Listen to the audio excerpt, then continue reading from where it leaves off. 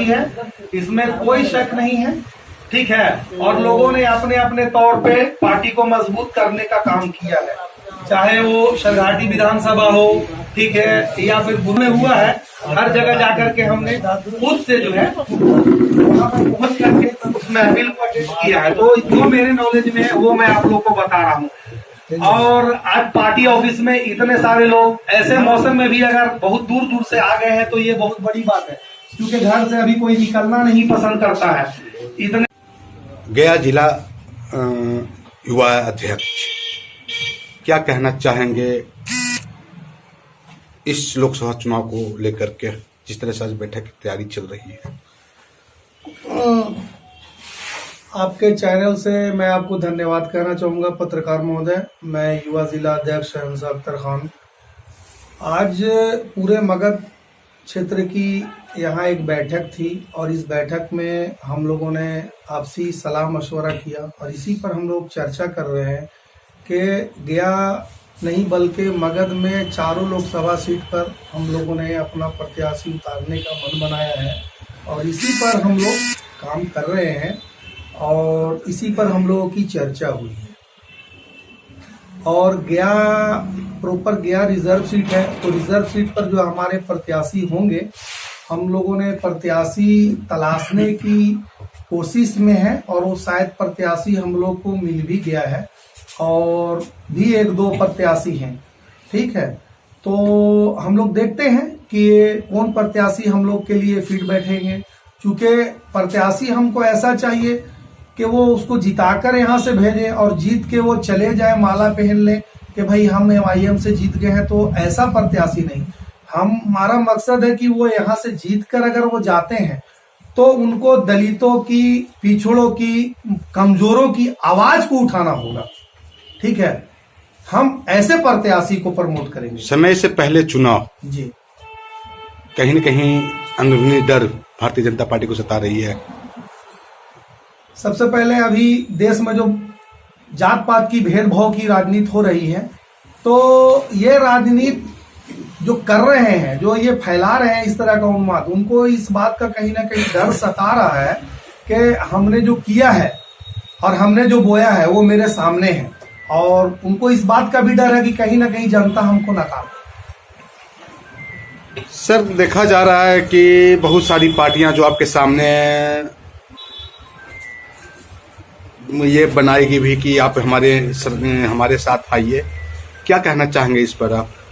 सबसे पहली चीज कि यहाँ पे एक पार्टी बीजेपी है, दूसरी पार्टी इंडिया अलायंस है। हम अभी तक इंडिया अलायंस में नहीं है और बीजेपी तो अपनी एक अलग पार्टी है, लेकिन हमारी जो पार्टी है, कोई भी अलायंस जो हमारे साथ होगा वो हमारे नेतृत्व में ही होगा। चाहे जितनी भी पार्टी जुड़ेंगी, जो भी हमारे पार्टी के आला अधिकारी का जो निर्देश होगा, उनके निर्देश अनुसार पार्टी जुड़ेगी और हम लोग उस पार्टी के साथ रहेंगे। युवाओं को क्या संदेश देना चाहेंगे आप, ताकि आप एक युवा के प्रखर जिलाध्यक्ष हैं? देखिए, ये इसका इतिहास गवाह है कि इनकलाब जो लाता है वो युवा ही लाता है और सबसे ज्यादा बुरी हालत अगर देश में है तो युवाओं की है, क्योंकि युवा पढ़ लिख करके बेरोजगार है, उसके पास कोई काम काज नहीं है। ठीक है, और इसी चीज की आवाज जो है हमारे बैरिस्टर असदुद्दीन ओवैसी साहब उठा रहे हैं, क्योंकि बैरिस्टर असदुद्दीन ओवैसी दलितों, पिछड़ों, कमजोरों की एक आवाज है, एक पहचान है और एक ब्रांड है। धन्यवाद।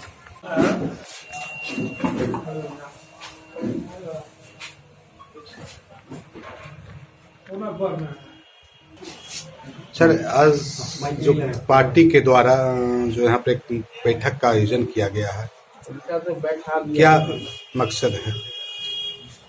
हम लोग समीक्षा कर रहे हैं 2024 लोकसभा चुनाव का।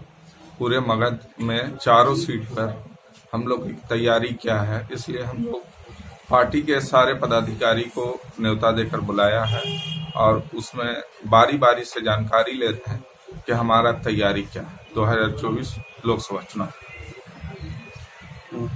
कैसे लोगों को आप टिकट देने का काम करेंगे मगध के क्षेत्र में? स्वच्छेवी के लोग को हम लोग टिकट देंगे समीकरण के अनुसार। जो हमारा ग्रांड अलायंस होने जा रहा है बसपा और AIMIM, उसमें जो समीकरण में सूट करेगा स्वच्छ छवि के लोग, उनको हम लोग टिकट देंगे चुनाव में। सर, भारतीय जनता पार्टी तुष्टीकरण की राजनीति कर रही है, इस पर क्या कहना चाहेंगे आप? भारतीय जनता पार्टी तुष्टीकरण की राजनीति कर रही है, उस पर मैं कुछ नहीं कहना चाहता।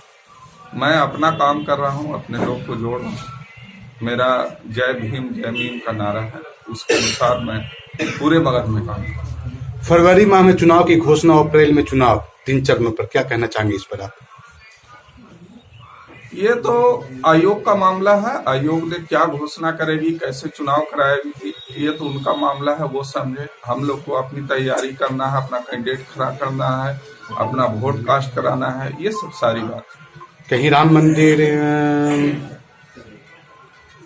का जो 22 तारीख को जो भूमि पूजन किया जा रहा है, जो लोगों को आमंत्रित किया जा रहा है, चुनाव के पहले क्यों? चुनाव के बाद भी तो आधे कम पे हो सकता है। वो तो बीजेपी इसी तरह की राजनीति कर रही है। वो एक सगुफा है उनका, वो समय पर उसको जो है ना निखार के मतलब नोट को रेचकी कर रहे हैं। केंद्रीय गृह मंत्री का कहना है कि एनसीसी और एनआरसी लागू होकर के रहेगी, इस पर क्या बोलना चाहेंगे?